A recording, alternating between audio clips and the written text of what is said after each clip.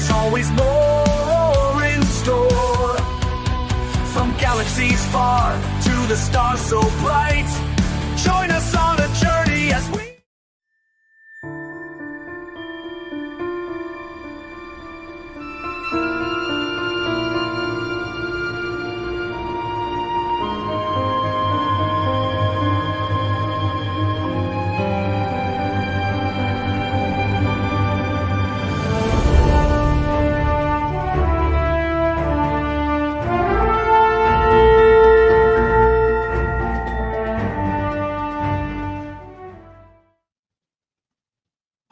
Good evening, Sector 001. I'm TJ Yesnak, your host for the Jupiter Station podcast.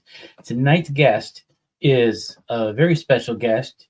We've heard a lot about him. We've heard a lot from him. He is currently the composer of most of what people call the new Trek scores. He is also one of the founding members of the rock group Tonic. Tonight, please, let's welcome Mr. Jeff Russo. Jeff, welcome to the show. Little glitch there. So, welcome. Thanks for carving out some time for us tonight. Sure. I honestly did a little bit of research, and I said, "Oh, Jeff Russo. That's not Jerry Goldsmith. That's not what we've kind of grown to expect from Star Trek composers." And then I did some digging. I said, no way. I've been listening to you since I was probably 16 and never even knew it. Well, that's a great way to make a guy feel old. Well, I'm going to be 49 next week, so you're not really that old. But I gotta say, it's some good music you're putting out there. It's along the same lines as we've kind of gotten to know, but it's fresh. So not the same long, drawn out, epic instrumental. It's more, I want to say it's probably more relevant for modern Trek watchers. Well, try to make things what they need to be today, not what they were before or what they will be later. Like we try to stay grounded in the now. And that includes, updating sounds, not changing, definitely, keeping an eye on paying homage to what has come before and hopefully creating something new for the future. Like with the score for Strange New World, that's definitely, you can hear the inspiration from the old Alexander Courage theme, but it's got a much more adventurous, upbeat sound to it. I mean, yes, if you're talking about the main title theme, when I went to write that piece of music, the idea was, what would it sound like today, but what it is going into what Trek was, because Strange New Worlds is a prequel series. So we had to sort of stay in that mindset, which is why I took my lead from that particular thematic material. The courage theme is the arguably one of the most iconic television themes ever to be written, if not definitely the best and most memorable. So wanted to definitely take a leap from that into the this new theme. Most definitely. And the Courage score, I mean, it's interwoven into literally every Star Trek theme that's ever been. So yeah. It's definitely one of the most iconic, like you said. Yeah, he created the sound of Trek. Like, all we really need as composers of Star Trek is we just need 3 notes, dun dun dun, and that's really all we need to really pull the viewer into, oh, remember, this is Star Trek. Remember, come here, it's Star Trek. That's really all we can do. Flame. Yeah. So I gotta ask, did you do this kind of, oh, hey, this will be a fun project to do, or were you kind of a fan growing up? Oh, I mean, so I wasn't, I didn't really get into Star Trek. My intro into Star Trek was Next Generation, because that was when I was a teenager. Next Generation came out. And that was my go-to Trek. I had watched the early, the original series in reruns when I was really young. It was on Channel 11 back home. Then I did see the movies. I went to see, I didn't see the first movie in the theaters until after I had seen the second, Wrath of Khan, which, is arguably, it's my favorite. It's my favorite of all the films. It's my favorite of all the scores for the films. So, that was my sort of jumping off point. But I was a fan starting out. And when I had an opportunity to talk to the producers, Alex and the then producers of Discovery, it was incredible. Like, that they hired me to do it and write the theme for that and sort of create music for this new incarnation of what Trek was certainly like a dream come true, I guess. Certainly if I went in a time machine back to when I was a teenager and told that person that's what I would be doing, they'd punch me probably. Like, nah, bro, no, get out of here. No. We're gonna be rocking the whole rest of our lives, man. Maybe. But that teenagers, that's what we were. So, That's right. Do you have any say on, the new show that might be coming out? Is that going to be another Jeff Russo score, or is it kind of a collaboration? When you say the next show, tell me what you mean. The Academy. It's not a secret. I think that at New York Comic Con they announced a date that it would be coming out January 16th. I think it's coming out. And yes, I've written the theme and the score. Perfect. I'm very much looking forward to hearing that. By the way, I think it's January 16th. They sent me the trailer, and on the trailer it said January 16th. So I could be wrong, I guess, but that was the trailer that I saw. That's everywhere now. That was probably one of the craziest things that my wife has ever sent me via instant message. I'm like, wait, you're actually sending me something Star Trek? Oh, okay. This has promise. And honestly, I'm looking forward to hearing it. It's a great show. The show is really good. The show is really, really good. It's a lot of fun. It's so much fun. So I'm going to get into like some background. I kind of skipped over this because this is my first show in probably 6 months. So I'm a little out of tune, no pun intended. But could you kind of give us a brief background of the life and times of Jeff Russo? A brief background. Like I grew up as someone who just loved to play music. I was a drummer for a long time. And then I realized that I wanted to be a guitar player after I listened to The Wall by Pink Floyd and wanted to do that. And I became a guitar player, started a band, left home, came out to California, chased the rock and roll dream and made a record, made a second record, made a third record, toured around, had some hits. That was a lot of fun. And then decided to try something new, try something different, write music for storytelling, and got into doing that with a guy named Noah Hawley. And he hired me to do his very first show called The Unusuals. This is back in 2009. And then about 2 years after that, he told me we were doing Fargo. So then I did Fargo with him. After that, I just sort of kept working on things, got hired to do Trek in 2017. In the meantime, I had done something called Legion, which was a lot of fun. Some other television shows and movies all peppered throughout.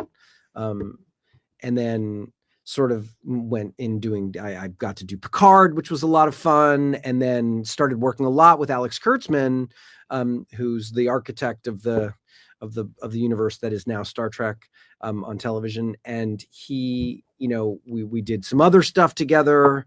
And now we're working on Starfleet Academy. In the meantime, I had just finished a little show called Alien Earth, which was a lot of fun to do. And here we are. And I've seen bits and pieces of Alien Earth, and I've heard the music, and it is haunting and terrifying at the same time. So, well, I appreciate that. That's exactly what it's supposed to be. perfect. Now I've noticed you have a lot of sci-fi under your belt as far as composing. Before you hit the road to become a rock star, would you say that sci-fi, science fiction, things along that vein were kind of the things that you enjoyed to watch on TV or in the theaters? I'm sorry, say that again. I noticed Alien Earth. Oh my God, I can't remember the name. The Apple TV series. For All Mankind. Yes, For All Mankind, and obviously all the different shows. They kind of have like a fantasy or a sci-fi kind of spin to them.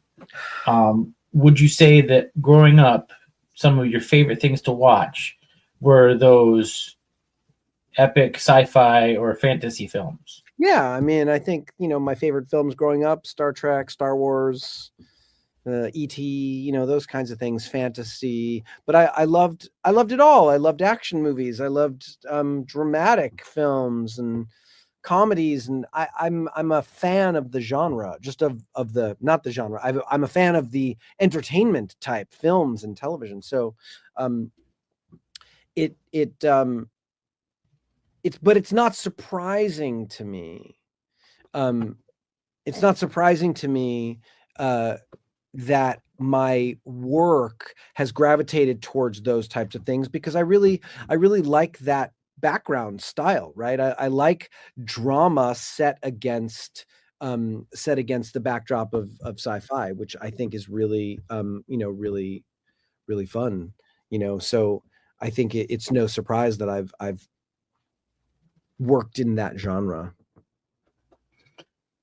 Right now, would you say when you, not necessarily when you scored the fantasy or sci-fi shows, but when you specifically started scoring the Trek shows, did you kind of dip into each composer's paint can, as it were, and just say, well, we'll take a little bit of this and a little bit of that and kind of mix it together, and we'll see where it goes?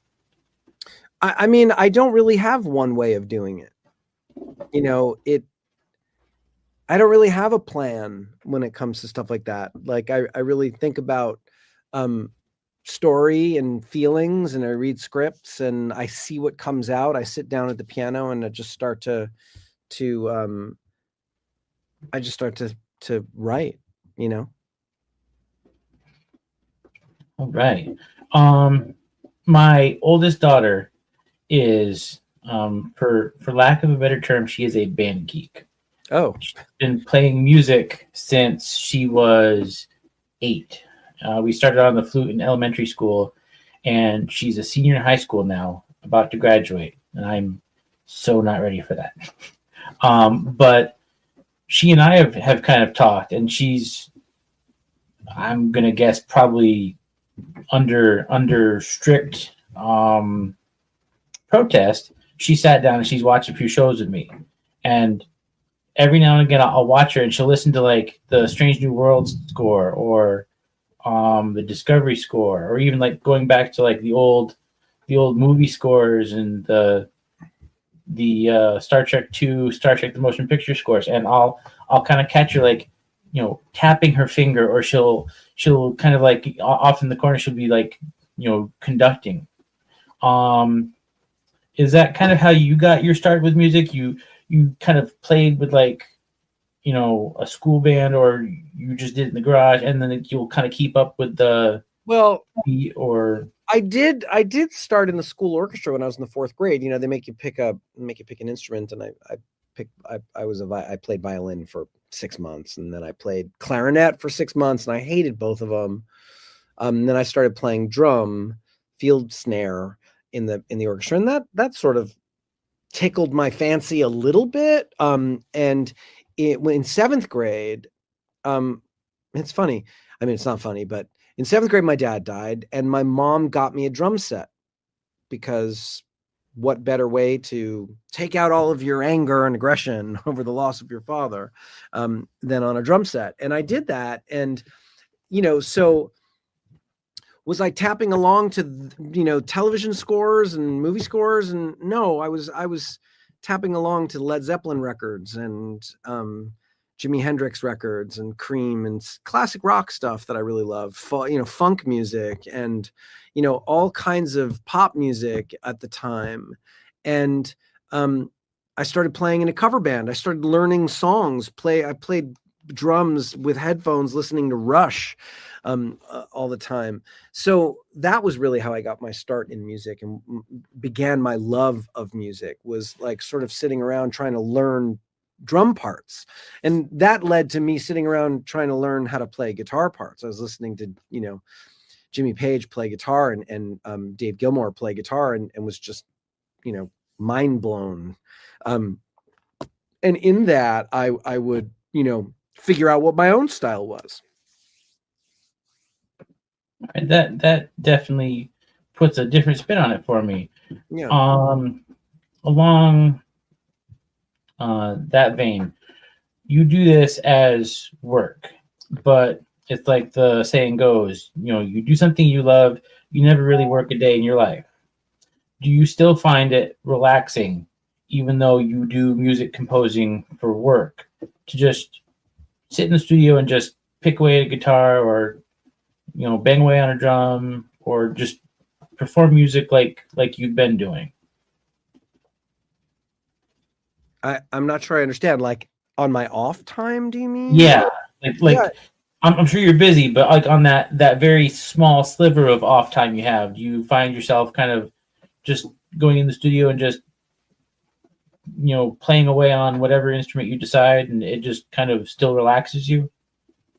No, I would say no. I mean, I listen to music, but I work a lot, so I'm not really playing or anything for fun that much. Sometimes I'll sit down at the piano, but that's it. That makes a whole lot of sense.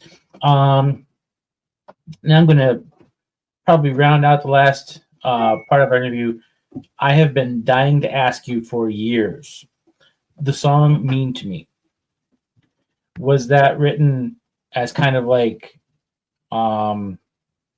something you had experienced as a teenager? Is that something that you wrote basically to kind of stand up for the little guy and kind of question like a bully, for example? Like, why are you going to do this?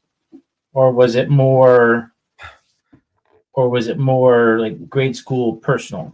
Well, I didn't write that song. That was Emerson, singer in the band. And I don't really know the answer to the question of where the lyric sort of came from. Emerson tended to write music from his own experience. So I honestly, I can't answer the question. I don't really know. Since I didn't write the lyrics in any of the Tonic songs. I can't. I don't really know. I completely understand. Yeah. And aside from the Trek scores and the upcoming Starfleet Academy, obviously, do you have any records that might be coming out, or are you going to be scoring like more movies or things like that? I mean, I haven't played with the band since 2019. They continue to play. There hasn't been any plan to make any new music with the band. I've been super busy with working on scores for different television shows and films and stuff. So there's been talk about it, but it's difficult because that's another part of my life that is always very near and dear to my heart. And at the Star Trek convention last summer, back in July or August, I performed a bunch of my scores with the Nevada Pops, and I asked Emerson to join me, and we played like 5 tonic songs with the orchestra. It was very, very nice. And when we did that, and I sat down and sang with him, and I hadn't done that in quite a while. It was an interesting experience. It was really great. Like, we hadn't experienced that of each other's artistic thing in a while before that. So it was an interesting experience, and I'm sure it did the same for for Emerson that it did for me. So who knows? Right. And would you say, like, your years of traveling with Tonic or performing publicly, would you say, trying to figure out how to phrase this here, would you say that while you guys are on the road, or even if you're in the studio, you're kind of like a family on the road and in the studio? Like, you're just really, really good friends that are almost like a second family almost? I mean, so for the long time that we did tour, yeah, I mean, you sort of become familial with the people that you tour with. I mean, I've known Emerson since I was a teenager. So we are like family for each other. But like I said, it's been like 6-7 years since I last played on tour with the band, and even before that, we hadn't really been doing much touring. We were playing shows on the weekends and sort of going out and doing short runs. It hadn't been since like mid 2009 that we actually went out on a full long tour. But yeah, that happens when you are on a bus with someone for, years at a time. You definitely become familial. And we're like brothers in that way. And I don't know that that'll never change, I don't think. And you had mentioned earlier that you were at the Star Trek convention last summer. Were you able to experience that almost family-like element of the Star Trek fans? Like, you're not in front of the camera, but you're definitely an essential part of the show. And as such, like, you've still got that connection to Trek. And would you say the fans are just as welcoming? Well, I mean, I think that, yeah, I mean, people have been really gracious and welcoming of what I have tried to bring to the universe of Star Trek. So it's interesting, it's a very different type of thing being a fan of a certain type of story and storytelling versus being a fan of an artist. I think that there's a sort of a different ideal behind the fanaticism of one versus the other. And I think because it's really different, it feels totally different. But I mean, I've been to a number of events that have included fans of Trek, and everybody is so kind. It's really interesting to find so much kindness between between people in the Trek fandom. It's really such a wonderful part of the fandom of any fandom for that matter, but for Trek, it's really interesting, and it's really, really wonderful. Awesome. Well, Jeff, I'm going to start wrapping up here. I really appreciate you taking time out of your schedule to meet with us tonight. Sure. When I got the email from your agent this morning, I'm like, oh, 3:30, I'm going to be at work. And then I thought, like, no, I'm on the East Coast. That's Pacific. And the math just mathed, and I said, oh my God, yes, I completely forgot what time it was. Let him know, yes, I'm available. So I really appreciate you taking time out.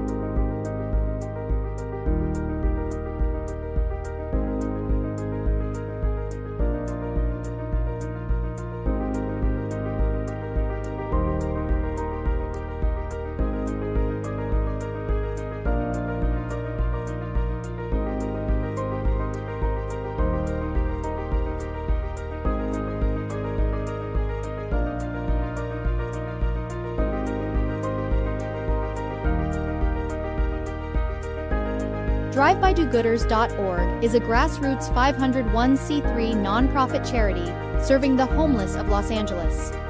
Their mission is to ensure a bare minimum of support for those in the greatest of need, and do so by bringing hydration and hygiene to the heart of the homeless. Please consider donating, volunteering, or both today.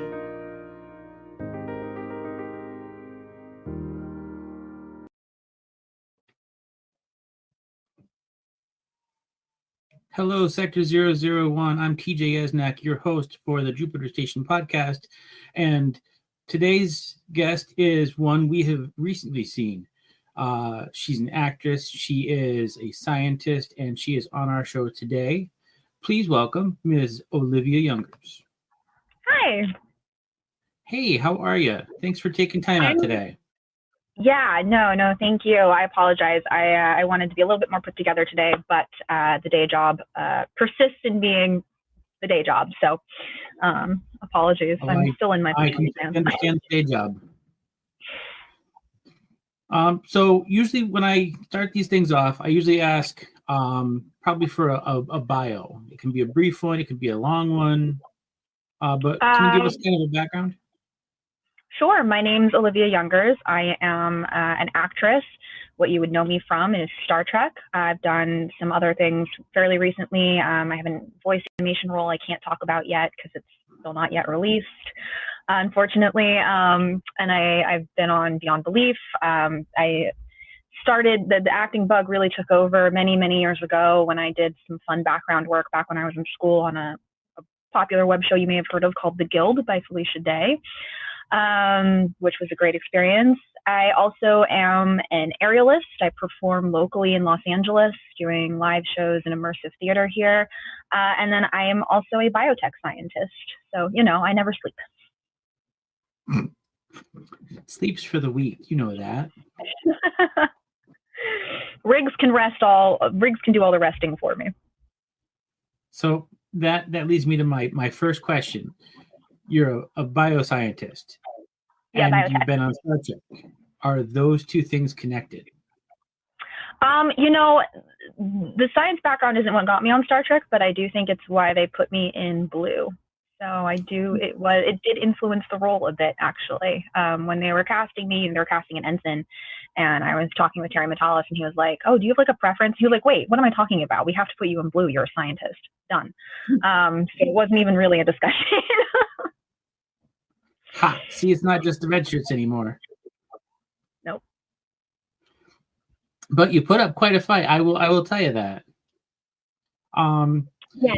Yes. For a science officer, she really tried her best. And as far as I'm concerned, and as far as the showrunner is concerned, and the writers, who are the people who matter in my book, she's still out there serving on the new Enterprise. So, fingers crossed, someday we get a chance to see that.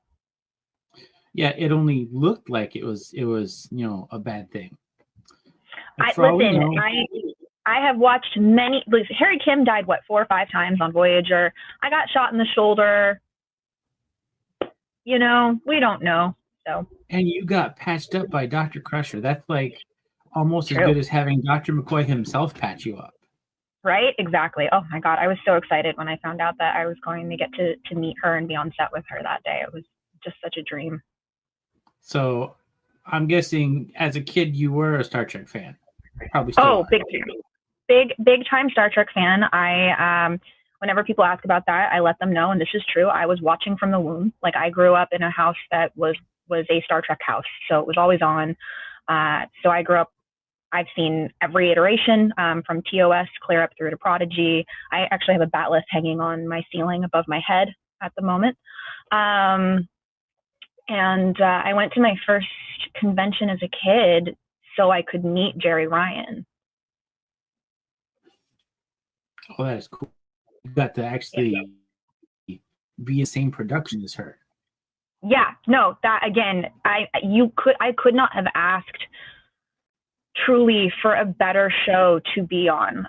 To get to be on a show that combined TNG, which was like, family to me. It was probably the first Star Trek I ever watched, just because that was my mom's favorite. And she loved TNG and TOS. And then Voyager, which was my personal favorite, Seven of Nine was a deeply personal character for me. So to get to be on a show that not only was Star Trek, but brought together those two crews in any form was just, I couldn't have asked for a better opportunity.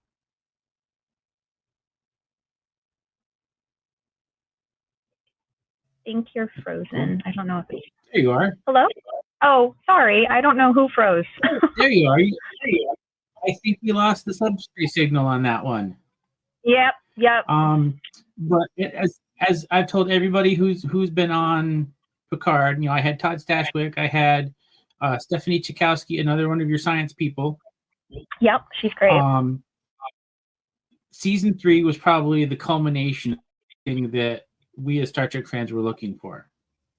Yeah, I agree.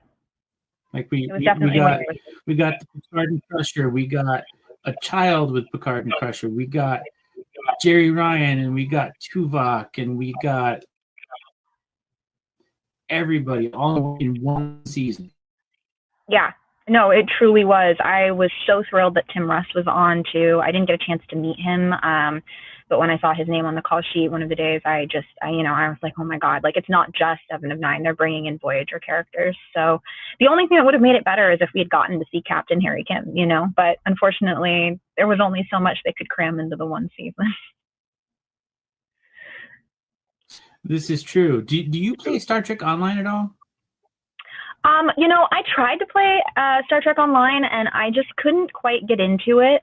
I don't know if it was an earlier iteration of the game. I struggled with some of the battle mechanics, so it didn't quite grab me, but I am very familiar with the game. I know some of the storylines and lore and characters and things. So I know that they pulled the Enterprise F, for example, into Picard season 3, which, caused some ruffled feathers after its fate. But it was, I think, nice for a lot of the STO fans to get to see their ship at least on screen as canon.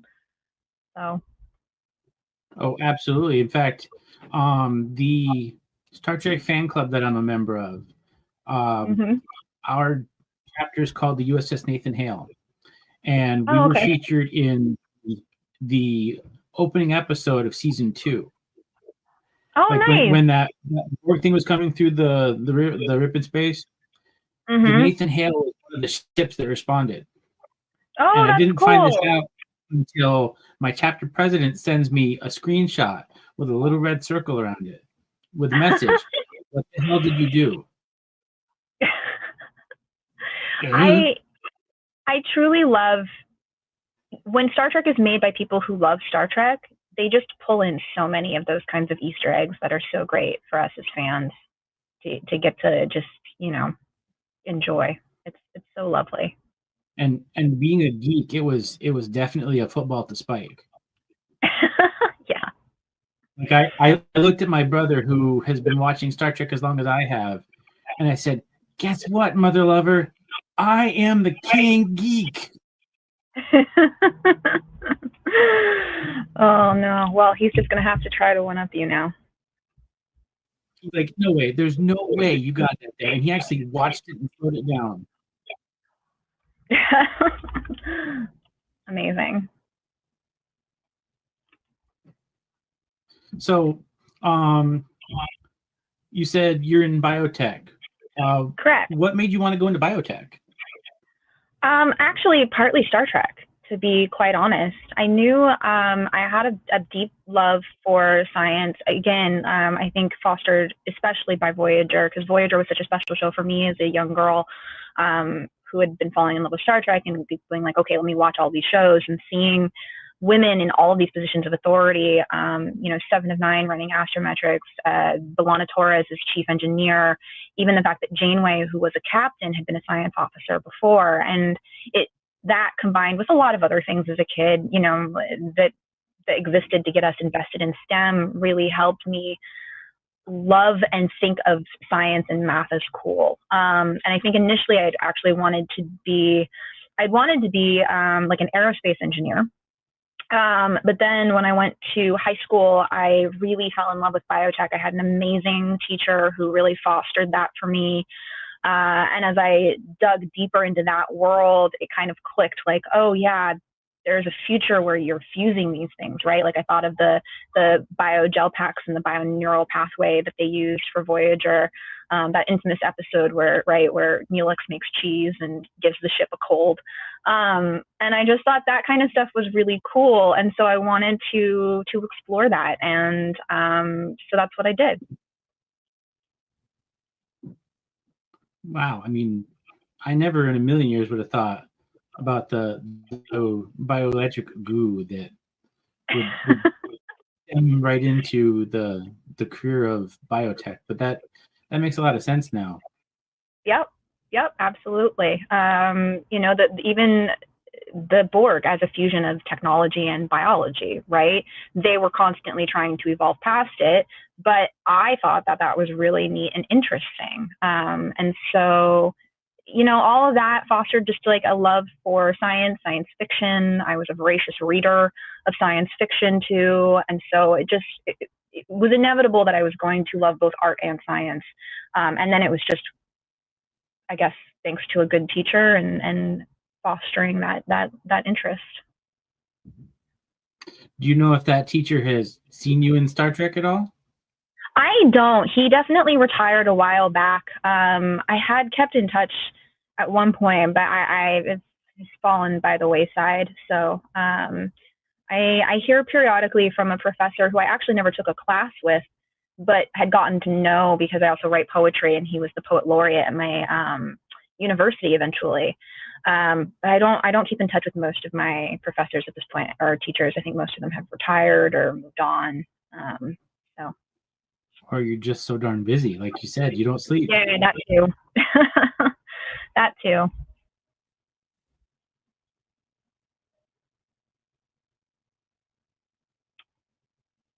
I think I may have lost you again. Shoot.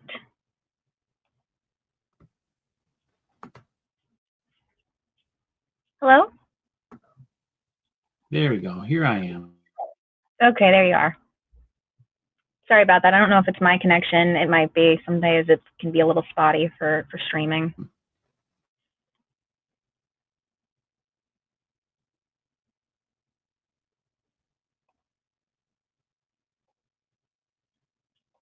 I think I lost you again.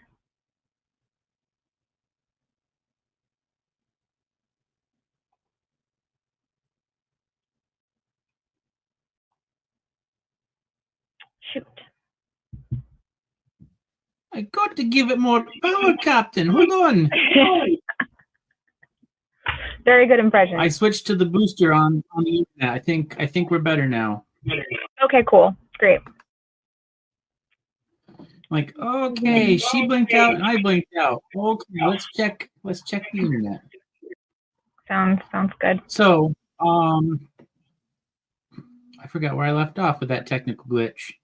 We were talking about just being busy and teachers and school and fostering interest in STEM in kids. That's right. And then I was about to ask you, and then subspace comms went down. You got to go to Star Trek Las Vegas this year. Yes, I did. How was that? It was great. It wasn't my first time there, but it was my first time there as a guest, sitting at a table signing autographs. So it's just super surreal to be on the other side of things. Again, as someone who grew up as a fan, I mean, as a little girl who like clutched her paper and pen to get Jerry Ryan to sign something. Picardo too. He was at the same convention that she was at, and that was just such a delight and a treat. And it's fun too because it's like you're seeing friends who you know from various circles from growing up loving Star Trek, and then getting to see friends who'd worked on production.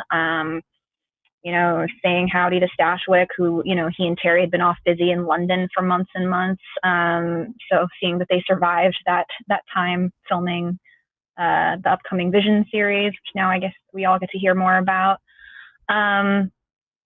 Getting to meet people, I love it. I think Star Trek fans are some of the best fans in the world, and I say that because I'm one of them.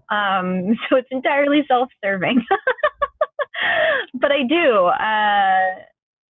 and it's great, and I love, it can be hard online interacting with fandom. Sometimes I think it can get really toxic, but when you're in person at a convention, people are, I think, so happy and excited to be in a space sharing something they love. It reminds you of like, yeah, this is what fandom is supposed to be. Even when you disagree about stuff, it comes from I think a better place when you're gathered together and actually talking in person.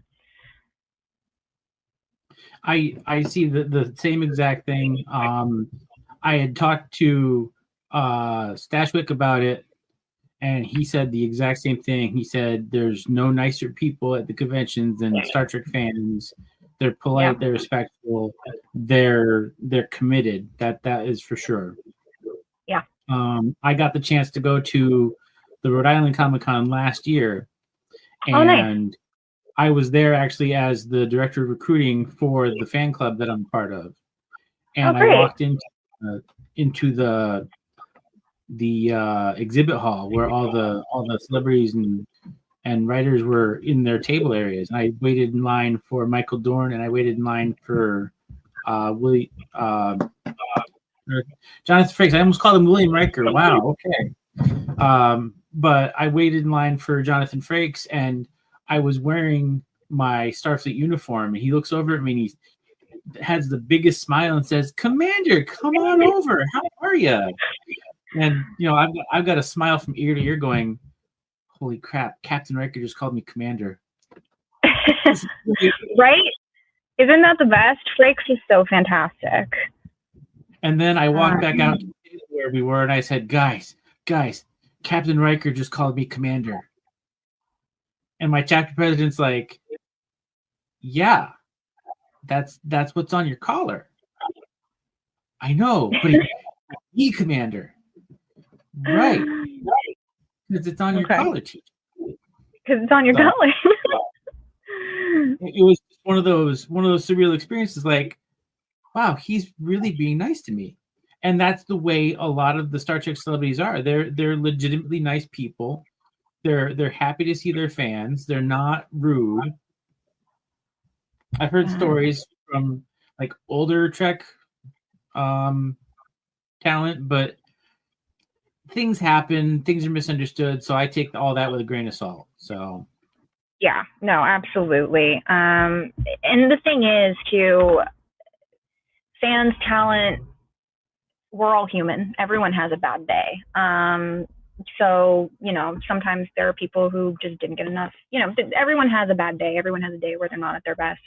But I truly have never heard anything like heartbreaking about anyone involved in the fandom at these cons. So it's great.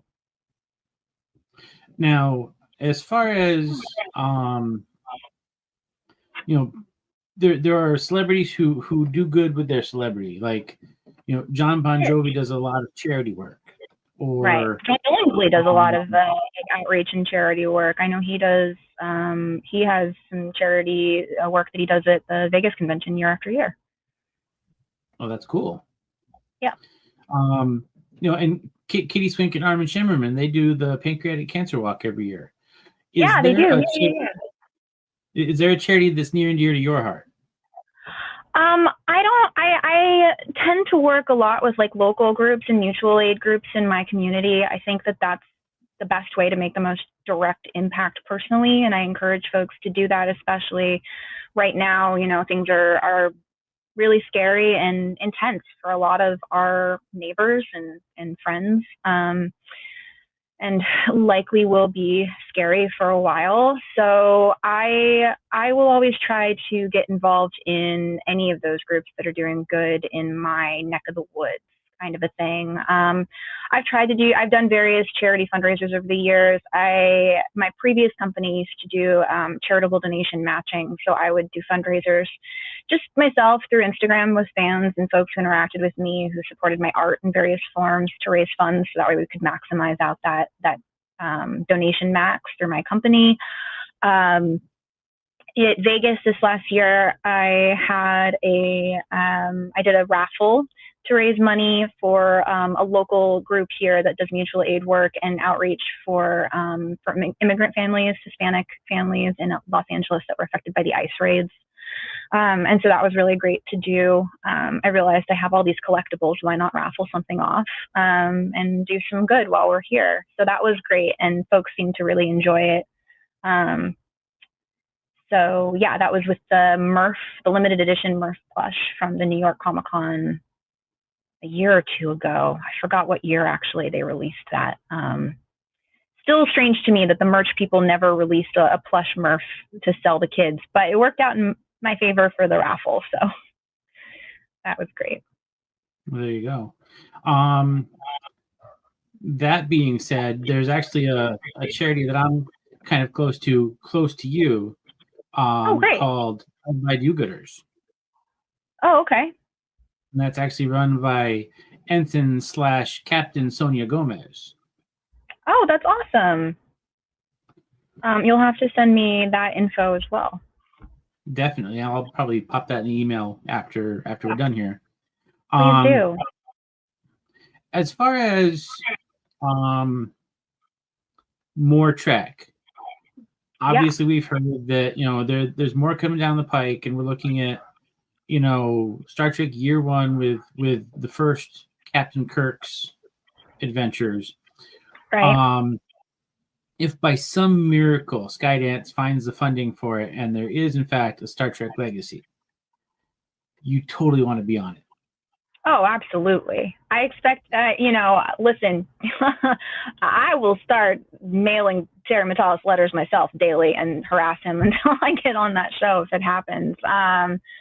But Legacy, I think, is probably very, very much a long shot at this point. I think, it sounds like there are different directions that they're going with Trek, which is still very exciting. And even if Legacy doesn't happen, it's a big universe, so there will be a lot of other great things coming down the way. I would be thrilled for Legacy. That would be the dream show. I would also be more than happy to come in as someone new on a different series if that opportunity ever presented itself. We have a lot of a legacy on Star Trek, which I think is also really special about that whole franchise of actors who come back and play different roles. Because when you're playing in a universe where there are limitless alien species, you can kind of do that. So I'm open to any and everything Star Trek. Or play yourself twice, like Nick Lucarno and then Tom Paris. True. Yes. That was an interesting retcon that they did there. I'm like, wait a minute, that looks an awful lot like Nick Lucarno. And lo and behold, like you said, they retconned it right through Lower Decks. Yep. And that's, Star Trek gives us opportunities to do that. So, sorry, hold on. My dog is crying at me. I'm going to just let her out of my room in case that's what she wants. Do you want to leave? You want to leave? You want to stay? What do you want? She just wants me to pay attention to her. That's what she wants. A dog that's part cat. She is a bit. She's actually named after Toby the Targ. Yep. I named her after a Star Trek character as well. So. Wow, you have your own pet Targ. I do. I have my own pet Targ.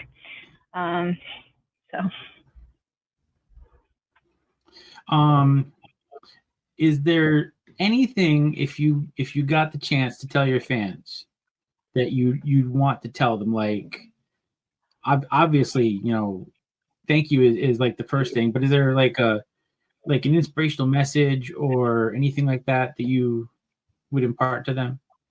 I think, yes, obviously, of course, the first thing is just thank you. Thank you for being Star Trek fans. Thank you for being not just fans of Picard, but fans who fostered a community for me to grow up in and loving Star Trek. Like, I truly appreciate fans from every angle. With respect to Star Trek, I think just whatever happens with mergers, whatever happens with, if the show you love gets canceled or doesn't get picked up or whatever, just remembering that, like, the fans are what has kept Star Trek going.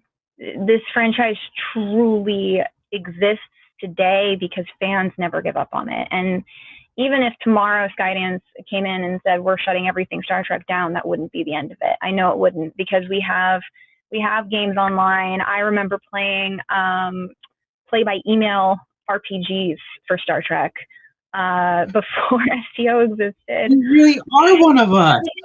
Yeah. What's the acronym? Play by email. It's PBEM.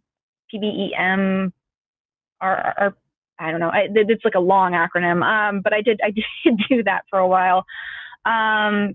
So regardless of whether or not there's a show that's your show on right now, it's such a big universe, and we've created so much space for all of us to play in and find things to do. So just never give up on that. You know, if something that you want doesn't exist, start making it. You never know; it could end up on season 2 of Picard. You know, like you don't know. So I love that about us and limitless creativity. And then, you know, another important thing is just vote. Take care of your community right now. We need that more than ever. It's okay. I think that's the other message I would want to give. Toby, stop. She hears squirrels outside. Sorry. Targs need the hunt, you know, what can I say? Always the squirrels. Well, Olivia, I won't take up any more of your time, but I really thank you for popping in and seeing us. Yeah, no, thanks for having me. Hang loose for just a second. After I clear us out of here, I'll meet you in the green room and we can kind of discuss the housekeeping things. Sure, fantastic. All right. Ladies and gentlemen, I'm TJ Esnak, and this has been Olivia Youngers, and we'll be back with more after this.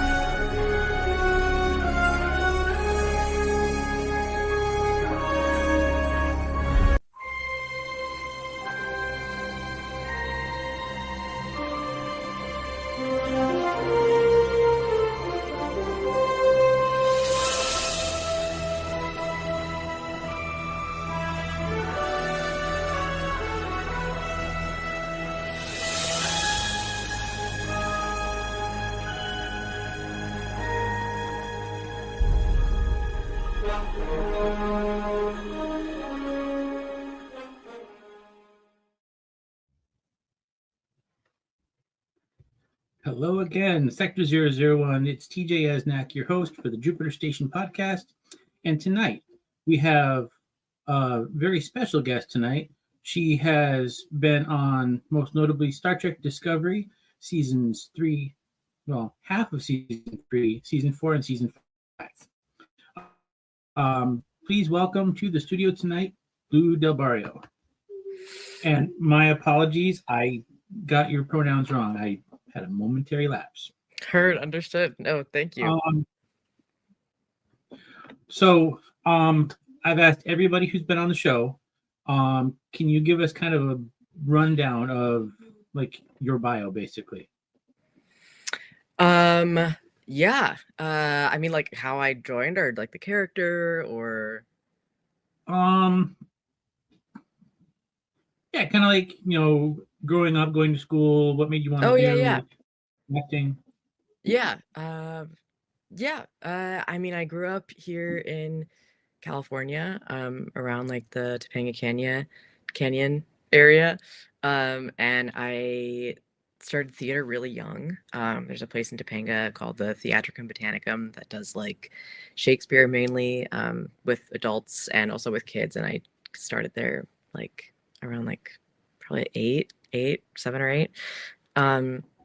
And kind of just ran from there. I bounced around to different things, but stuck with theater really hard. And then around high school, started realizing that I really wanted to do film, like film and television, was watching so many films, and started trying to do like student films on my own, auditioning for like student films around, because we've got like UCLA here and other places. So there were a lot of students doing that. And for college, I like parents really wanted me to go to like just a general college, and I really wanted to go to conservatory, like a theater conservatory, and auditioned everywhere, did all of it myself, and ended up going to the UK for college at Lambda, which is a theater conservatory, and was like the most intense thing I ever did, but I loved it. And that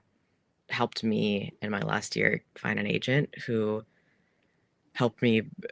It was really lucky, I think. I mean, I worked really hard, and I'm really proud of myself to get where I did, but Star Trek happened. Like, I auditioned for my season, the one that I joined, when I was still finishing my third year of conservatory. And I mean, I had been auditioning all year, but that was a lucky thing. That was a big thing and it was only one audition, which was also crazy. Usually there's a lot of callbacks. There might be chemistries, there might be other things, but this was a one audition, and they were like, you're going to go to Toronto and you're going to start in August. Wow, that's nuts. Like, you're in your third really year of conservatory and you're auditioning on a completely different continent, and that's just got to be nerve-wracking. Oh, it was really intense. And yeah, I graduated in June, and then I was in Toronto in August, and that was very scary. And there's so many people that were on Discovery that I was already really big fan of, so that was also terrifying and kind of caused a lot of imposter syndrome and like just freaked me out. But originally we didn't know how long Adira was going to be there. And I think it was the same for Gray. I think they had a really like structured, good, solid storyline for maybe a few episodes. And then we didn't know if it was going to continue from there. And it did, which I'm really happy about. And I think that spoke to like how we were with the rest of the cast, how we were together, and our like relationship with like our producers, who I loved. And I'm happy that we got to like stick it out and stay, because that was, to this day, I think the coolest group of people that I've worked with. There's just so many different kinds of people were on Discovery, and a few people that I've looked up to since I was little. I mean, Anthony, I was watching videos of Anthony singing when I was, 11, 12. So that was insane. And he was in Rent, right? Yes. Yeah. Original cast of Rent. And I mean, he knows this, and but hates that I say this, but like, yeah, I didn't live in New York, and I wasn't there when that happened, so I absolutely watched probably a bootleg of that when I was really little, which is not great, but I'm glad that I saw it, because that was, you know, definitely part of what got me excited about theater and about musical theater, which I've also did a lot of. And like, uh, yeah, I don't know, that original cast of Rent that he was a part of is also so unbelievably special and unique, and like, and he's so young in it too. Like, he really, like, I don't know, he looks like a baby, but it's incredible. Yeah. So let's touch on that imposter syndrome. So for some of my viewers who aren't quite Google savvy, basically what is imposter syndrome, especially as it relates to like you being on Discovery? Yeah, it I guess, and I'll speak to like this situation specifically, I guess, with like being an actor or a performer. And um I don't know, I think I got put into a cast, into a show that has a really big history. Star Trek is huge, it's massively important to a lot of people. Um into a cast with a bunch of actors who have been working forever. Like, the majority of them have so many jobs under their belt. They've worked kind of all over the map in different areas. And then I was joining as somebody who this was their first professional job. So imposter syndrome is sort of like feeling like you don't belong, feeling like you don't have the skills that you actually probably in reality already have. Um, it's just feeling like you're maybe not good enough to be in the place that you're in, or in the job that you're in, or when in reality you probably have everything you need to be there, and you're there for a reason. And um but it's hard to like get rid of. And I was really happy that I had Ian there too, because that was my first real like friend there in Canada, was Ian, and helped me a lot with a lot of these like freakouts and panics.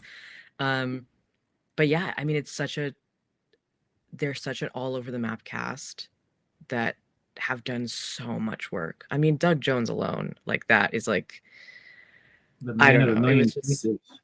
exactly. So it was like extremely stressful, and it all of a sudden, even just having been through the most intense like 3 years of my life in terms of how much work I was doing in school, specifically acting, only acting.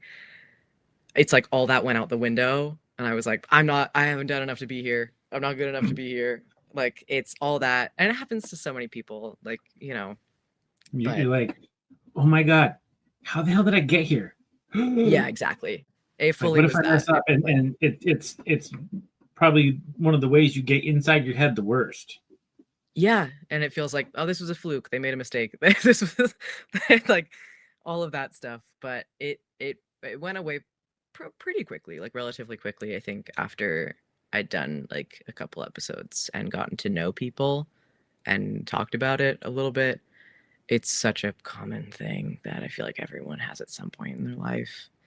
Um, and I was prepared. I was so beyond prepared, and it just was scary. Well, the important thing is, I think you really made an impression on um, Akiva and Alex, and they obviously called you back for 2 more seasons. So clearly, you had the chops. They were, yeah. And I love, because we had Alex and Michelle, and they were incredible, and I love them. And I like, especially having spent a little more time with Michelle Paradise, I really, I connected with her a lot. And I she really fought for me in every avenue. And they both were, especially surrounding all of anything to do with gender and Adira. They came to me, and they came to Ian, and they talked to us, and they got Glad involved here, which is amazing, and Nick Adams, who's the head of that, and they all just made it a very open conversation. And so I got to have input on like what that sort of coming out scene looked like and the language that was used and if I was okay with all of it. And that was awesome because I feel like it's very rare to get the opportunity to have any kind of input on script and on, you know, the choices that they're making.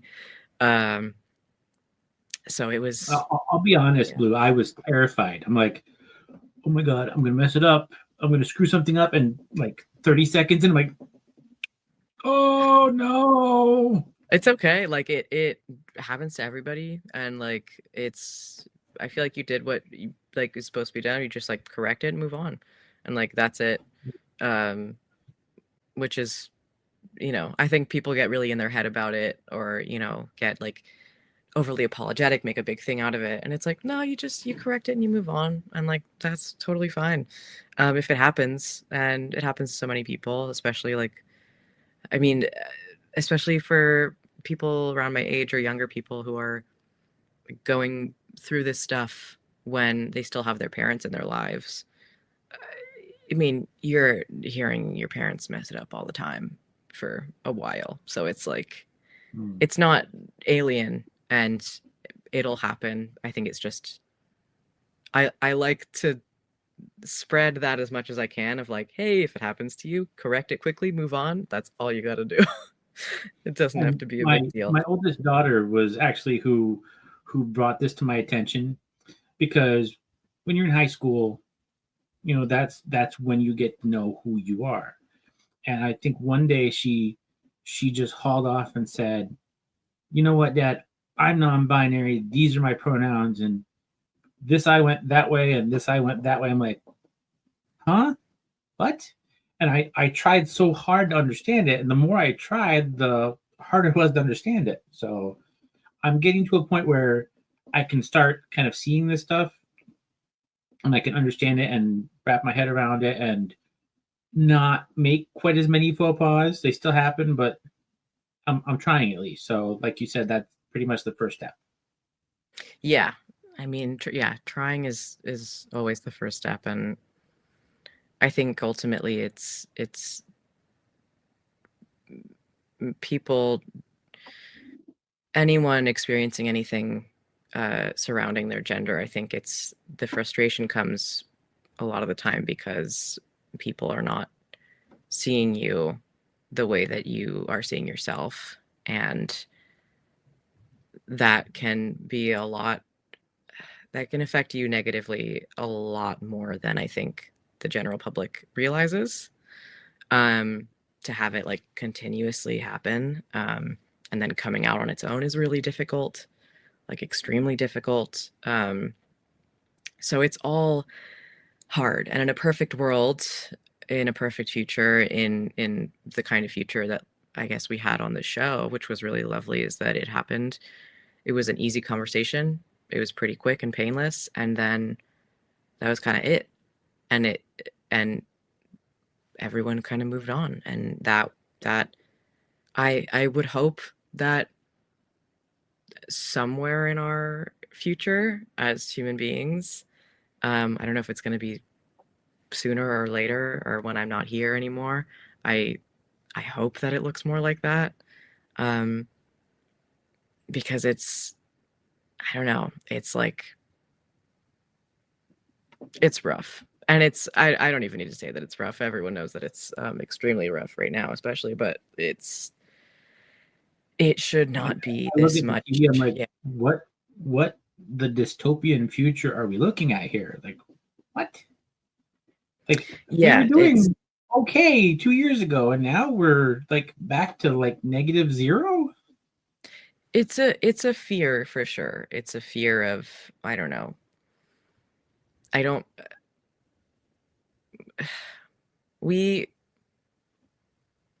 really know how us as people got where we did, but we have made everything so clean cut and like so boxed in a way that isn't really super helpful to us, and people are so much more diverse than the cookie cutter that we somehow got ourselves into wanting everybody to be. But people are so much more diverse than that. And I think even more diverse than we are,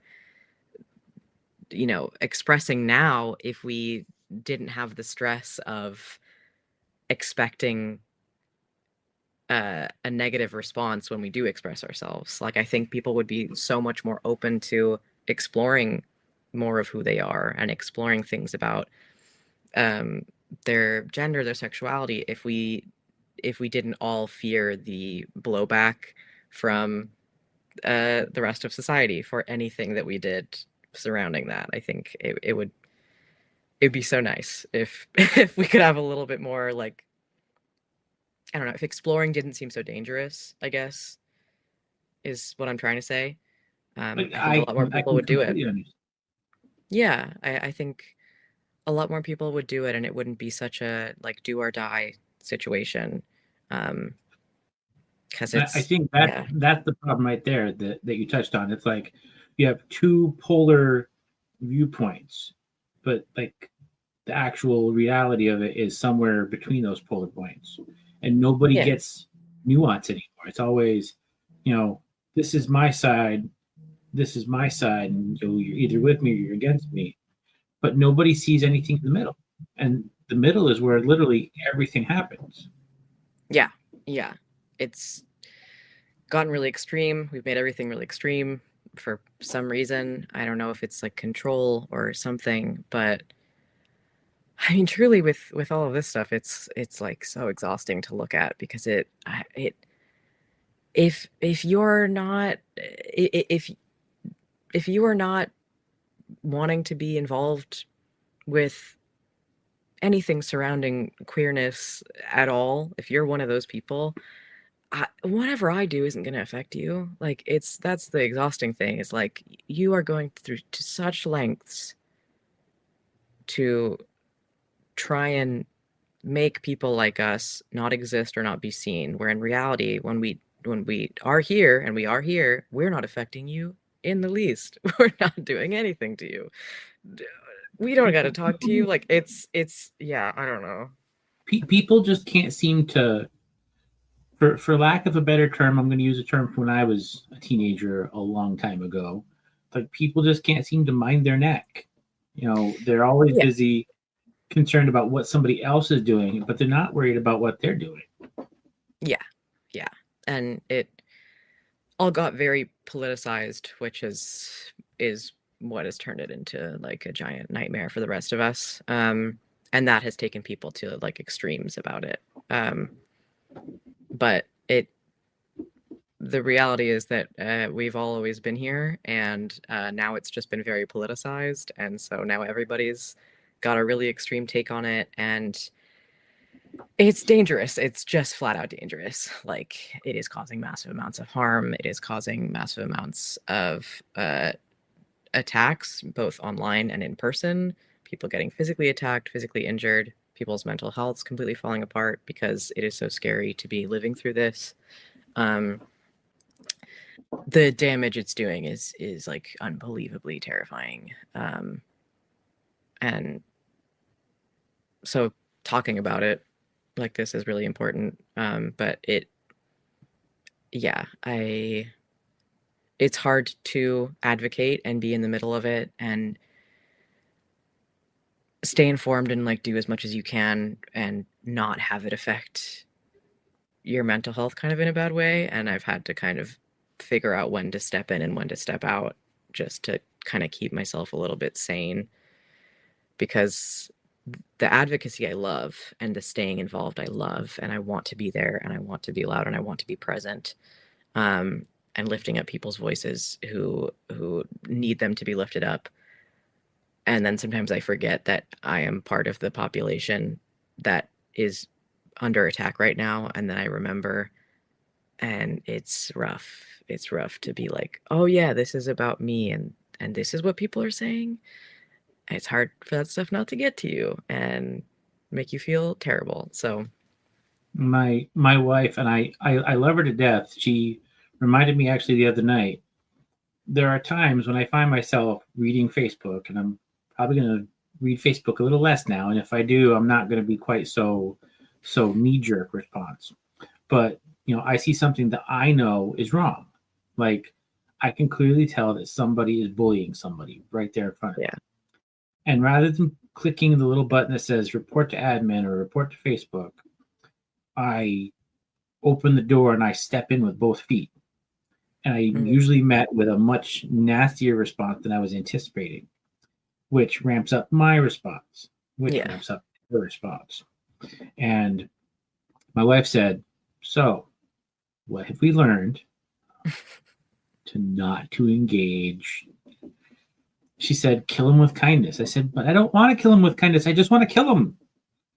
And when I get this look, I'm like, I mean, I just want to make them stop. She said, and you're not going to make them stop if you engage them. You're going to give them more energy and more fuel, and they're going to do it more. I'm like, good point. Yeah. So I saw a really interesting video this morning, as a matter of fact, and it's the governor of Maryland and the governor of Utah, and they're both standing together, and they're saying, he's a Republican, he's a Democrat, he's black, he's white, and they're going back and forth, and you can tell that they're on two opposite sides of the conversation. And they said, but you know what? We're friends. We're both fathers. We're both college basketball fans. And they gave each other, a fist bump. And they made a good point. We don't have to be so argumentative about everything. We can have different opinions and we can be civil about it. And I think a lot of that civility has been lost, especially in the world of Facebook and Instagram and TikTok, because everybody is a keyboard warrior now. Oh, I can say whatever the heck I want because it's just words, but the words still hurt. Yeah. And when I was a kid and I said something dumb, there was like a 9,000% chance that the person I was saying something dumb about was going to cold cock me. Well, sure enough, they did. And, here I am behind the school, passed out unconscious because he just knocked me out. I wake up and we're friends because we settled our differences. Not the ideal way to settle differences, but that's just, kids in my generation, that's how we settled stuff. Like, oh, well, you were dumb. Wham! Oh, I was dumb. And you learn. But now we've got people doing this stuff online and there's no way to get any recourse. And unfortunately, it does cause a lot of those emotional responses, and the anxiety goes up and the depression goes up because there's no civil discourse going on. Yeah. No, it is really harmful, and a lot more harmful even than you anticipate that it's going to be. I try to never respond to anything on any, like, if it's actually like a dangerous thing, I will just delete it and report it. But like, I think the thing that I try to live by is like, nothing will get solved on an online platform. That may or may not be true, but at least it keeps me from getting into those arguments and getting into those back and forths where I might get more hurt than I needed to be. Because there's always going to be people who are on there that are saying some really nasty stuff, and responding to them in any way, especially the nastier it is, probably won't get the outcome that you want. And it's hard. So I feel like it's easier to live by the, like, nothing will ever get solved in a comment section of something. Like, I've plenty of things about the stuff we see the current administration doing.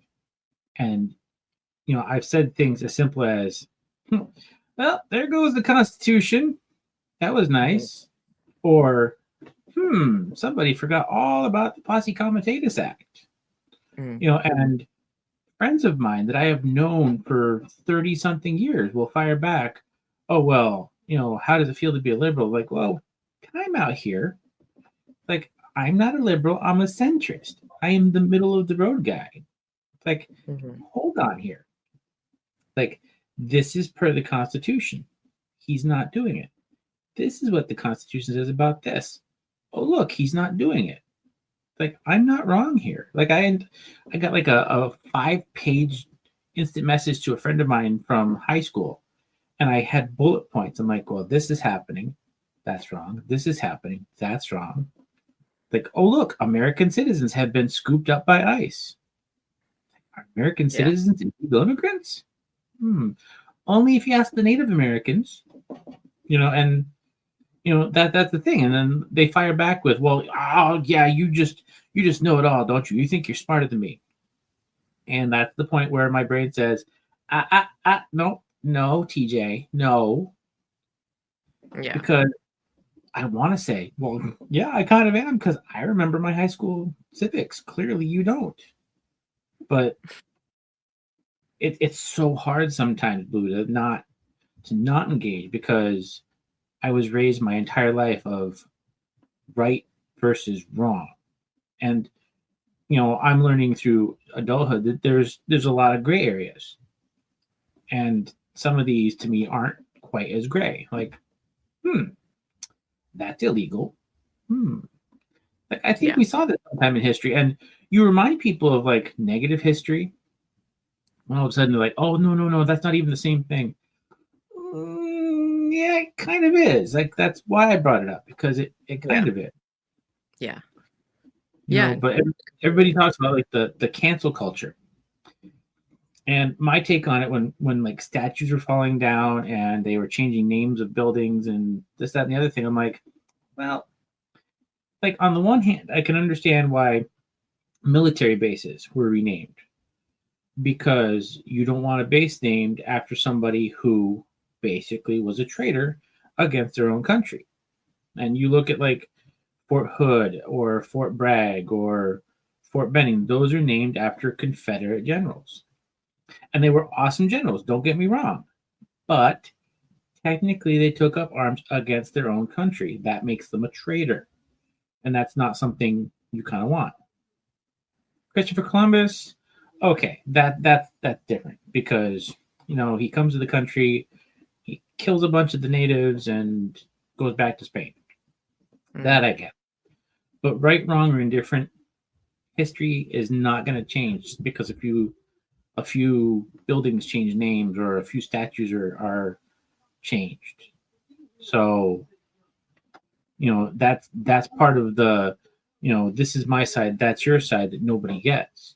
Like, you don't want to recognize this because it was something bad they did, but you don't want to diminish their contributions to history either.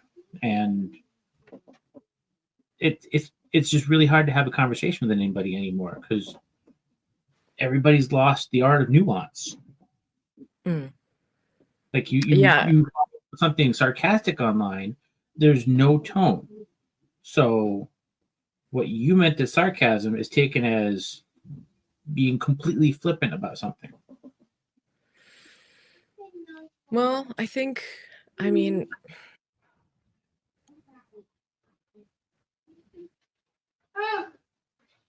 it's just a really hard time generally to have any of these conversations because of how tense and fraught everything feels. It's kind of a pick your battle situation. At least for me, and I'll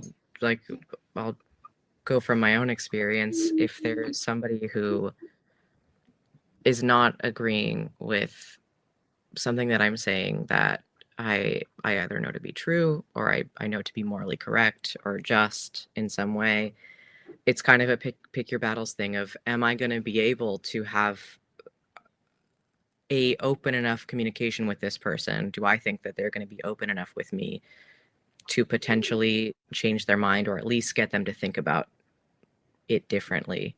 And if that's true, then I can move forward. And if it's like a hard no, then I might not want to put myself through the strain of just eventually getting into it, of just a head-on argument that goes nowhere. And I think it's the same with anything you see or read online from people that you may know from, like you said, from high school, from anywhere else. I think it's the same thing there. It's kind of, unfortunately, a pick your battles sort of thing, where there are some people who they are not talking about these things or making these comments to have their mind changed.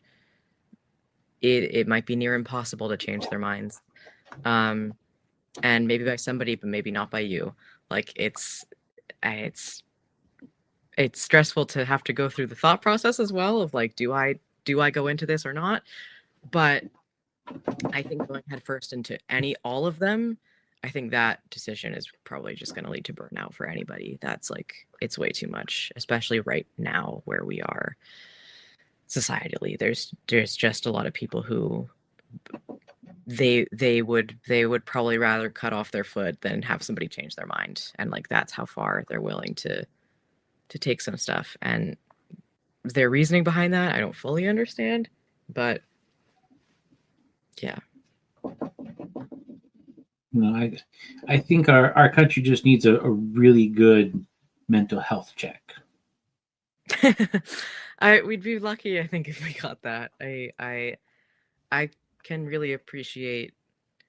I think it sucks at the same time that so much of this has fallen on my generation and the ones younger. I think this is really scary to be in the middle of, and I can appreciate how loud we are all being and the younger generations are being, while also at the same time thinking like, this sucks. Like, you shouldn't have to be doing this at this young an age. Like, being informed about what's going on in our world and in politics, amazing, but having to be at the forefront of the battle, it's rough. It's rough on everybody who is younger, and I see it in person and I see it online, how negatively it is affecting everybody in really, intense ways. And that part sucks. And I also can at the same time love how much everyone is stepping up, and not wanting to let anything slide.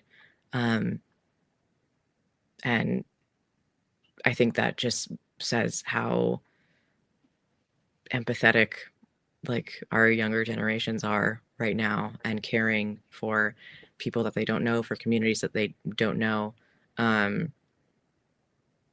just more loving and caring. And I don't know, I hope that we're all loud enough to get things moving. And I think, yesterday, I believe it was yesterday, or the night before, was a great example.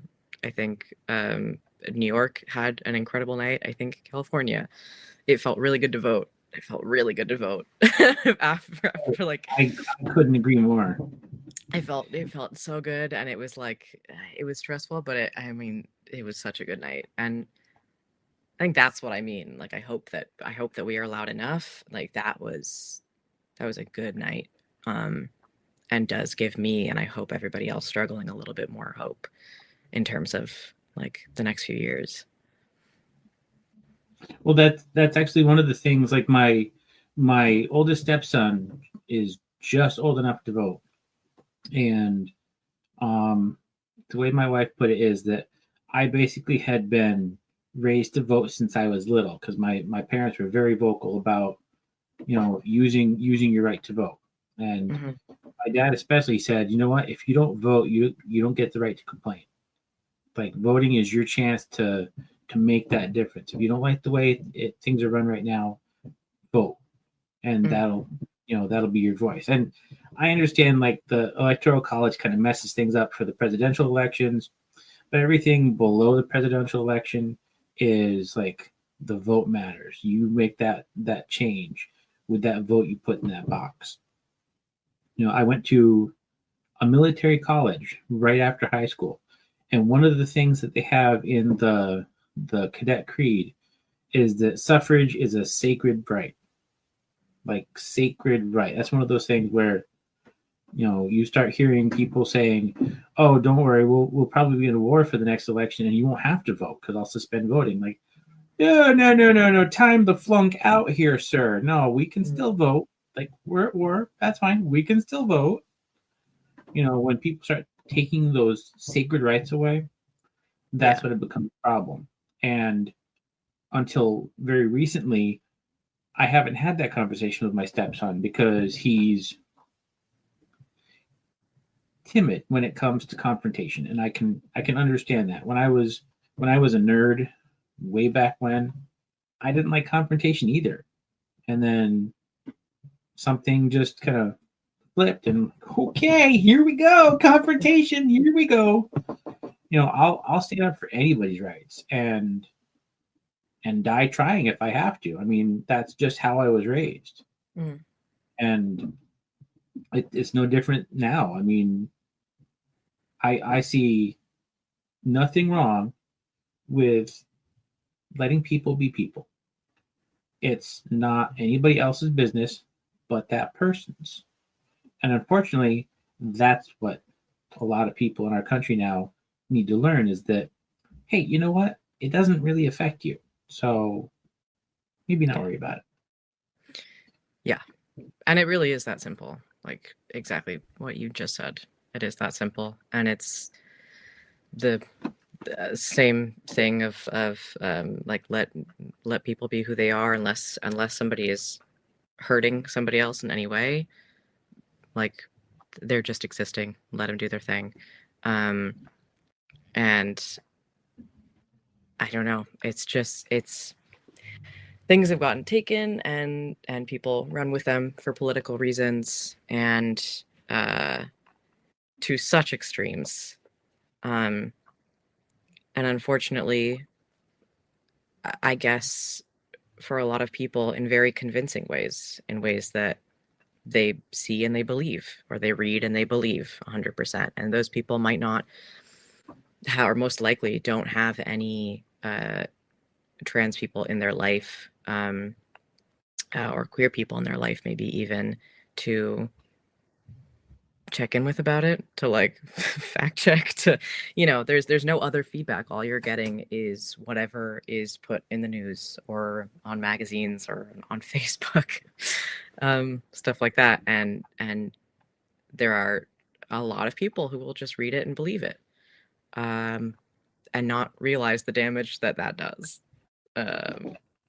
Yeah. And it astounds me how many people will take something at face value. Yeah. Like there's that. That's wild. It was like I think it was buying something on the internet, and the person says, "Oh, hey, check out my boyfriend Pierre. He's from France. I met him on the internet, and if it's on the internet, it must be true." And yet nobody picks up on that. Yeah, it's the internet's definitely complicated everything for a lot of reasons. I mean, it's also amazing. AI, it makes it even harder to understand, because now somebody can make a very, very convincing video of very, very convincing people, and unless you look for like the subtle nuances, you're going to think it was real, and that's going to spread a rumor farther. Yeah, the AI of it all is very, very, very terrifying, for so many reasons. But yeah, that is probably going to be added and is being added to the fire, more fuel to the fire in a scary way. But I like looking like a character from Frozen, like anybody else, but beyond that, AI is getting to be ridiculously confusing. It is. I mean, I'm pretty like vehemently against AI for most of the things that it is being used for on a broad scale, on a grand scale, and how much money is being put into it and how terrible it is for the environment. And then the stuff on top of that of people's jobs, and it creating, people putting out false information with it, stuff like that, kind of all around is being used in all of the worst possible ways right now. But it's scary. It's really scary. But that's what I was going to say. That's also why I care so much about like using my voice as much as I possibly can, being as vocal as I possibly can, and advocating for myself, for other trans people, for other queer people. And even though I'm not someone who likes, I don't love being on social media. I don't really like it. If I didn't do this as my job, I probably wouldn't have like public accounts anywhere. But I know that because everyone is taking in so much media, and a lot of that media has false narratives about trans people, about queer people, about every kind of person in this country that is not white. There's so many false narratives that I feel like I have to put some true information into the mix, and whether that's being seen by the people who need to see it, I don't know. I can't know that. I don't have like a massive platform, but there's something there, and like I don't know. That's like how it feels like the least I can do is to kind of share on my own experience and put it into the mix and hope that that does any good, or at least makes the people who are more like me feel less isolated and less hopeless. Because I don't feel entirely hopeless. Like I genuinely think that queer people over the entire spectrum of queerness are some of the most incredible and unique and wonderful people in the world. And I know that this is not the end for people in any kind of way. I know that there is going to be a beautiful future for everyone as long as there is community and we rely on the community that we have. So I know I've said a lot of things that have been really scary and, stressful and painful, but I am in no way completely hopeless. I think that, like, at the forefront, as long as we have each other and we have people to, support us and we can support them, whatever that community looks like, whether it's family, found family, friends, that's going to keep everybody moving forward and keep some joy in there and safety. And I honestly couldn't agree with you more. That I have that roller coaster where, like, oh, it's another one of those days. Like, well, maybe it's not so bad. Well, okay, that's easy. Yeah. But you're right. If we all support each other, then at the end of the day, we're going to get through it. Like when the SNAP benefits got cut, my faith in humanity has been restored this week, even though there was a tremendous loss of a social safety net, because people actually stepped up and said, you know what? While the government shut down, there was one restaurant who posted kids eat free. It's like, one kid per customer per visit, but the kids eat free. Or there was another restaurant, I think it was in Oklahoma, that said, if you're on SNAP benefits and you don't have food and you're hungry, come in for a free meal. And then it momentarily kind of lost control. And the restaurant proprietor said, we don't really want to do this, but so we're not giving away free food to people who say they're poor. We're going to require an EBT card or proof of SNAP or whatever, because we want to make sure the people who need it are going to be able to get it. So my faith in humanity was restored this week just by watching that. Yeah, it is and it was the same here. The amount of pre-existing food banks and then just new independent food banks that just put themselves out there, restaurants, even very small restaurants that, like, some of them even just said flat out, like, we don't really have the means to do this, but it's necessary and we're going to do it. In terms of free meals, kind of around the clock for families, for kids, that has been so encouraging. And I think the cool part, if there is a cool part in all of the crazy that is happening right now, is watching us as people revert back to what I think that we flourish the best in community, and we've become so individualistic and so, like, you know, what do I need? What's best for me? What's best, you know, we've become so into that, that this revert to community and like pushing and fighting for other people, even people that you don't know, that has been really cool. That has been exciting. That's what keeps the hope going forward, like, in a positive direction, is watching that, and watching that from people of all ages, not just young people. It's kind of everyone all over the map pushing for communities that they don't necessarily know. And we had the same thing here in LA a few months ago when ICE was stationed here. I could not have. I couldn't have believed. Yeah, the amount of people that showed up on the streets, like, every single day, a lot of them, was insane. It was insane, and that gave me so much hope. I mean, like, I don't know.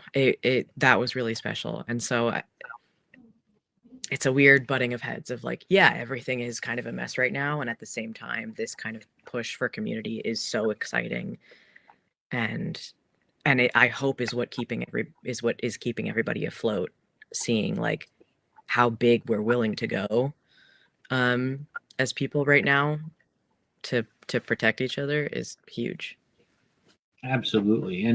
And honestly, you know, you see this with like 9/11, September 12th, people are coming out of the woodwork to help. Or during the pandemic, you know, people were doing whatever they could to help everybody get by and get through. Yeah. And even now, like, you know, there goes Snap. Now you've got people coming out of the woodwork to help. Like, you're absolutely right. The community factor and the fact that so many people want to help other people, I think that's a natural reaction of people that, for whatever crazy reason, people just don't consider anymore. And if you look at it, it actually kind of ties into, you know, both your role on Star Trek and then Star Trek, you know, as a community. You know, that's kind of what Gene Roddenberry's wish was for people to get along, for people to be a community. You know, for people who would normally argue, fight, have war, to get along, to be peaceful, to put greed away. You know, like the early episodes of Star Trek, if you watch them, they don't have money. You know, they've lost that need. And I mean, certain seasons of like Deep Space Nine, like, oh look, we got gold press platinum and we're using money again, but not the same. Yeah. But that reminds me, getting kind of back into Star Trek, when you took the role of Adira, did you research any of the previous Trill characters in the Star Trek universe, or was it just kind of, let's go and see what happens? No, there's definitely research, especially with this. Like, Trek is massive, and there's so much history in there, and so it was like panic research of okay, I've got like 2 months. There is way more content than I could probably ever watch in those 2 months. And so I started researching stuff of like, which shows should I watch? Which character should I look out for? And asking people too in my life who specifically grew up with Trek or knew about Trek. And a lot of people said Deep Space Nine. And so I went with Deep Space Nine. And I've watched other bits of like other episodes from other like branches of the universe, but Deep Space Nine is the one that I loved and stuck a lot. Oh, I lost you for a second. Lou, you still there? Yep. Oh, there you are. Oh, there you are. Yeah, I think we both mutually froze or something. Yeah. I'm like, oh, not the internet again. No. I was talking with Olivia Youngers earlier from Picard, and it froze up again. I'm like, oh boy. And like right in the middle, I'm switching from one Wi-Fi to the booster. I'm like, I'm giving it all I got, Captain. I couldn't give it the more.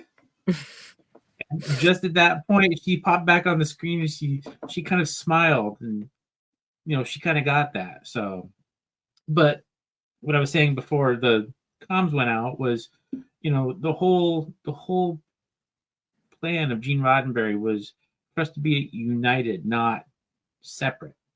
Yeah. Yeah. And I think Trek does a really good job at giving us really like beautiful examples of that, and really like simple examples of it, in so many ways. But yeah.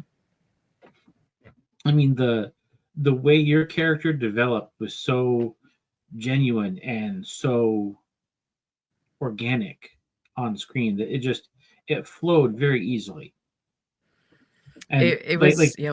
It doesn't always flow that easily in real life. So you at least able to have that basis and kind of get the point across without a whole lot of the natural stumbling blocks from real life. Yeah. And I think we agreed from the get-go, with like the creative team, that other than maybe sharing the information of wanting Stamets to use different pronouns for them for Adira, we didn't really want there to be further conversation about their gender.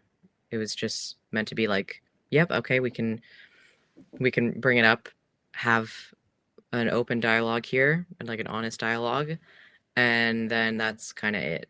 And that is a good example of like the simplicity version of everybody taking care of each other and being there for each other. It's we didn't have to go to crazy lengths to do that. It was pretty simple and straightforward and easy. And it was the same for Gray as well, where I don't think that we ever talked about Gray's gender once. We definitely didn't. No, I don't remember and that. Yeah, but I don't think we ever talked about Gray's gender in the show, and that was awesome as well. And like before when we still didn't know if we were going to be doing another season, before the show ended, was when I had started testosterone hormone replacement therapy, like in between those seasons, and we had set up a conversation that I had with Nick Adams again at GLAAD, about who's also a big Trekkie, about what can, like, do we want to talk about this in a way, like what would hormone replacement therapy look like, like in this moment in the Trek universe, like on Discovery, what would that look like? And so I sat with Nick and we had a long conversation about it, which that would have been really cool. And I was sad for so many reasons that we didn't get another season, but that I was really excited about that, to be like, what would this look like? What would gender affirming care look like in this universe, and on this ship where you sometimes think of something and it's there in front of you? What would that look like? And we came up with a lot of cool ideas. So I don't know. I hope that somewhere in some form of media, they get to do something like that in sort of a futuristic setting. I think that would be really awesome. But yeah. Absolutely. And honestly, just being able to have that character and have that conversation was a big step forward for it. Yeah. I'm really grateful to have been able to do it and be there and do it with really amazing people, like in front of the camera and behind. That whole team was really awesome. And even Ammit's character, for him and the Doctor, they were basically your in character dads. Like they took on that role and they did that role really amazing, and their response to your changes throughout the seasons was another authentic look. Like, this is how parents should address their children's gender transition, or gender affirming care. They were very supportive, and honestly, that was a very good example. It was a great example. Yeah, I loved that storyline kind of took form, that they sort of both became father figures for Adira and took care of them in a lot of ways. And did it, yeah, I think in a really beautiful way, like as a great example. Yeah. So I'm gonna need to wrap up because, wow, I went a little over, but it's been a great conversation. Are we potentially gonna see you at Starfleet Academy? Maybe. I mean, I would love it. I think like that would be so fun. That'd be really, really fun. I'm excited to see the show. And I think it would like make sense time-wise. It'd be really fun to do a little like pop in, even just guest for an episode. That would be sick. Yeah, but as of right now, I don't know anything. Like as we get off the call, you're gonna be like, Eva, hook me up. No, it'd be awesome, and I want to give them like I want like I'm just excited to see the show, honestly. As a first thing, the trailer looks so good, and I'm excited to see where it goes and like have them like find their footing in the same way that like disco found its footing. Yeah. Oh, absolutely. And when they said Holly Hunter and Paul Giamatti, my jaw dropped. I'm like, Yeah, that's crazy. what? And I never knew that. I never even knew that Paul Giamatti was a Star Trek fan. I'm like, what? It's so No. funny. It's so awesome. Yeah, I'm so psyched to see it. Alrighty. Well, let me go ahead and finish this, and then I will meet you back in the green room in a minute, okay? Okay. All right. Thanks for joining us. Thank you.